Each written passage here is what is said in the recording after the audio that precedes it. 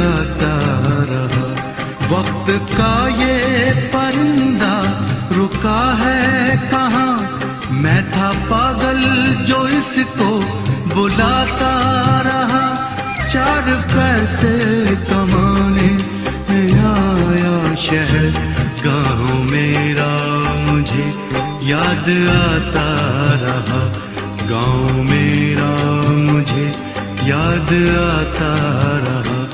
वक्त का ये परिंदा रुका है कहाँ।